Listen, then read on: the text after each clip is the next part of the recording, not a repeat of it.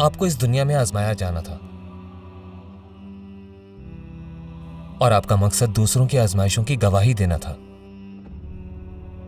ये सिर्फ आपकी मुश्किलात ही नहीं है जिनको आप बर्दाश्त करते हैं और इन पर काम करते हैं, बल्कि आपका मकसद दूसरों की मदद करने के लिए अपनी सलाहियतों को इस्तेमाल करना है।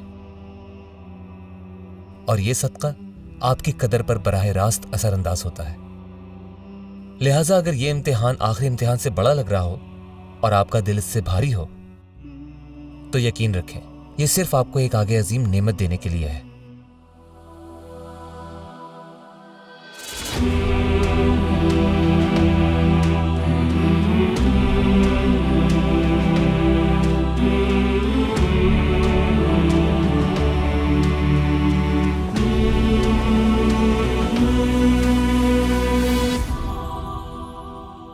खदीजा रजी अल्लाह तआला अन्हा के बारे में तो सबने सुना है, लेकिन वो रसूल सल्लल्लाहु अलैहि वसल्लम की इकलौती बीवी नहीं थी जिन्होंने उनकी जिंदगी में वफात पाई। एक और खातून है जिनके बारे में तारीख की ज्यादातर किताबों में सिर्फ 1 या 2 सफ़े रकम है, वो भी शायद।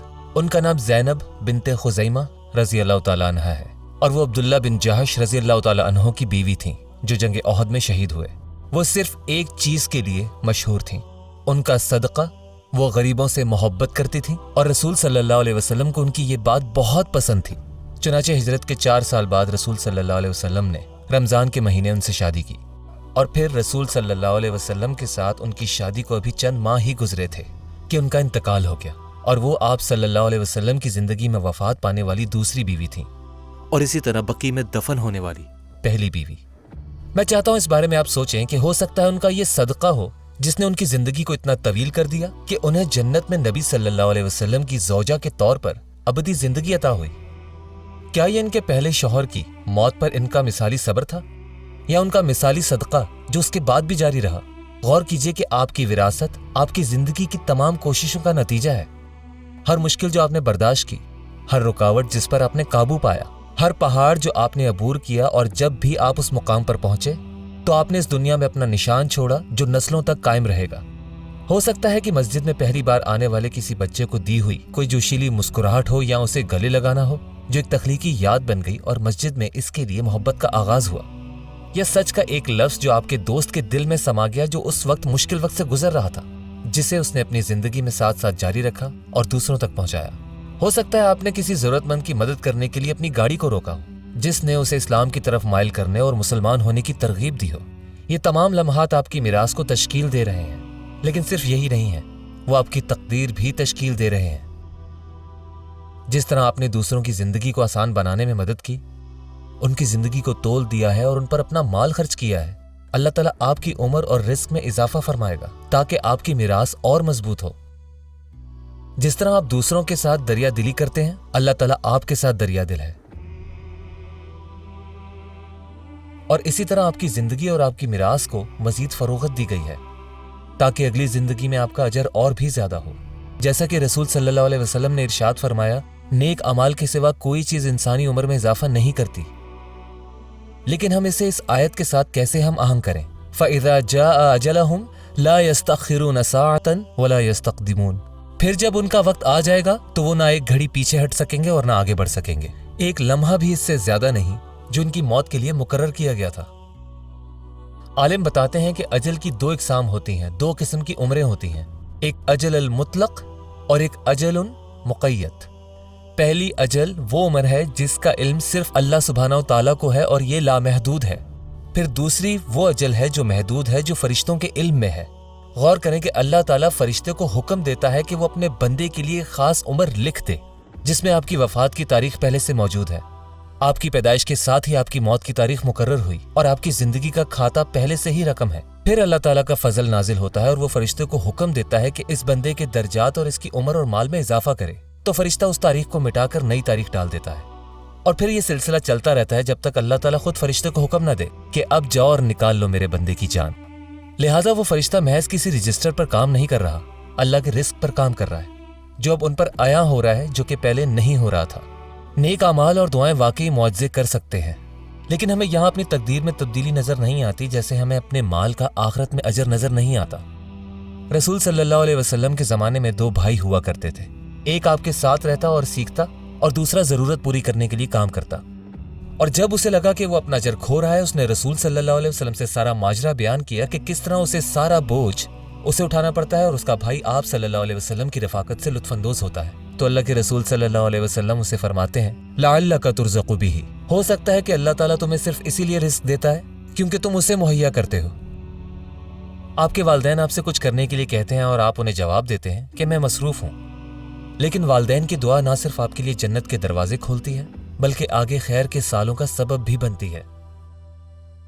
अनस इब्ने मालिक रजी अल्लाह ताला अन्हु फरमाते हैं कि मेरी वालदा उम्मे सुलैम मुझे रसूल सल्लल्लाहु अलैहि वसल्लम के पास उनकी खिदमत के लिए लेकर गईं और रसूल अल्लाह से मेरे लिए दुआ करने की दरख्वास्त की। तो आप सल्लल्लाहु अलैहि वसल्लम ने फरमाया, अल्लाहुम्मा अक्सिर मालहु वलदहु व अत्क़िल उम्रहु व अग़फ़िर ज़ंबहु, ऐ अल्लाह इसके माल और औलाद में कसरत अता फरमा, इसे तवील उम्र अता कर और इसके गुनाह माफ फरमा। ये कोई मादी दुआ नहीं थी क्योंकि रसूल सल्लल्लाहु अलैहि वसल्लम जानते थे कि वो उस वक्त क्या दुआ कर रहे हैं और वो किसके लिए दुआ कर रहे हैं। जितनी जिंदगी, जितना माल और जितनी औलाद अनस रजी अल्लाह ताला अन्हु के पास होगी, वो उतने ही ज्यादा तरीकों से उसे नबूवत के मिरास के तहफ़्फ़ुज़ के लिए इस्तेमाल करेंगे। लिहाजा अनस रजी अल्लाह ताला अन्हु 100 साल से ज्यादा जिंदा रहे और मरने वालों में आखिरी सबसे बड़े सहाबी थे और उनकी अपनी जिंदगी में 100 से ज्यादा पोतियां और पोते थे। और कहते हैं कि उनकी कसरत माल का ये आलम था कि वो किसी भी चीज को हाथ लगाते वो सोना बन जाती और वो आप सल्लल्लाहु अलैहि वसल्लम के सबसे ज्यादा सखी असहाब में से एक बन गए। और उन्होंने रसूल सल्लल्लाहु अलैहि वसल्लम की 2000 से ज़ायद अहादीस भी रिवायत की हैं और उन्हें दुनिया भर में फैला दिया। आप सल्लल्लाहु अलैहि वसल्लम की रोजमर्रा की जिंदगी की बहुत सी तफसीलात हैं। आप सल्लल्लाहु अलैहि वसल्लम के खाने से लेकर रोजमर्रा के काम अंजाम देने तक सब कुछ अनस इब्ने मालिक रजी अल्लाह ताला अन्हु के जरिए हम तक पहुंचा है। एक दुआ के बदौलत उन्हें लंबी उम्र मिली और इनकी जिंदगी के हर एक साल में बरकत थी और इस बरकत से वो 100 सालों में 1000 साल से भी ज्यादा की जिंदगी जिए। कुछ जिंदगियां सुकड़ती हैं और कुछ बढ़ती हैं और एक से ज्यादा तरीकों से। गुनाहों की सजा में से है अन्नहा तमहकु बरकतुल उम्र व बरकतुर रिज़्क़। जैसे कि उलमा फरमाते हैं कि गुनाह आपकी दुनियावी जिंदगी में और आपके माल में बरकत को मिटा देते हैं। बाज़ औक़ात जिंदगी में सब कुछ ठीक लगता है, आप हर चीज से लुत्फानंदोज होते हैं, पर अब वो आपकी खुशी का बायस नहीं है। आपकी जिंदगी से बरकत कहीं चली गई है, आप अभी भी यहाँ मौजूद हैं और आपके पास सब कुछ है। वाहिद चीज जो जिंदगी को जीने के काबिल बनाए रखती है वो अल्लाह ताला का जिक्र है। मा इंदकुम यनफद व मा इंदल्लाहि बाक़। जो कुछ तुम्हारे पास है वो खत्म हो जाएगा और जो कुछ अल्लाह के पास है वो बाकी रहने वाला है। वल्लाहु खैरुन व अबक़ा, और अल्लाह बेहतर है और बाकी रहने वाला है। वल आखिरतु खैरुन व अबक़ा, जबकि आखिरत बेहतर भी है और बाकी रहने वाली भी। और इसी तरह जैसे कुछ जिंदगियां सुकड़ जाती हैं, दूसरों में कई तरीकों से इजाफा हो जाता है। आदम अलैहिस्सलाम ने अपनी जिंदगी के 40 साल दाऊद अलैहिस्सलाम को दिए। सोचें दाऊद अलैहिस्सलाम ने कितने लोगों को खाना खिलाया होगा, मजीद कितने लोगों को दावत हक दी होगी, क्योंकि वो 60 के बजाय 100 साल जिंदा रहे। कुछ लोगों ने चंद साल की बरकत से ही दुनिया में हैरत अंगेज कारनामे किए। उमर बिन अब्दुल अजीज सिर्फ 38 साल के थे जब उन्होंने जुल्म से भरी जमीन संभाली और उसे अदल इंसाफ से भर दिया और सिर्फ 2 साल बाद ही इंतकाल फरमा गए। माज इब्ने जबल रजी अल्लाह ताला अन्हु 30 साल में वफात पा गए, लेकिन कयामत के दिन वो उलमा के सरदार होंगे।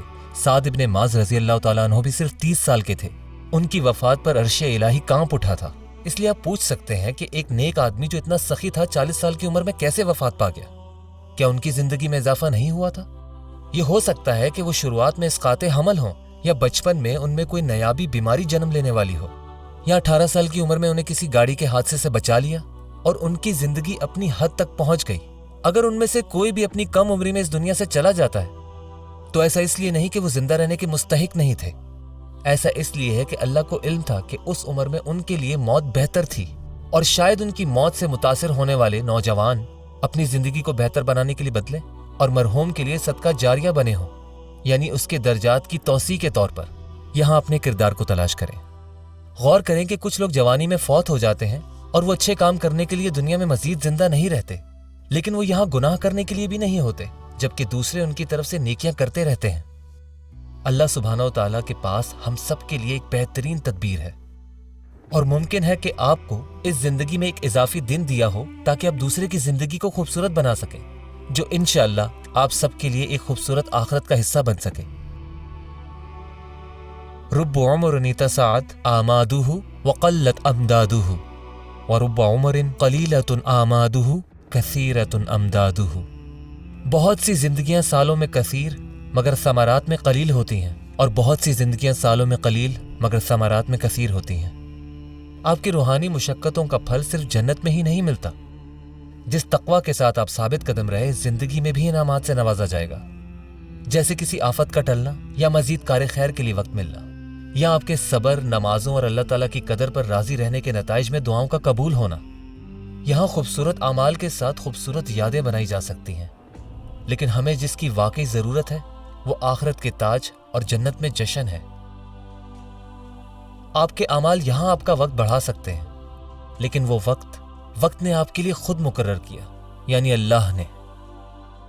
اور ہو سکتا ہے کہ آپ کو احساس ہونے لگے کہ شاید آپ کے پاس زیادہ وقت نہیں ہے۔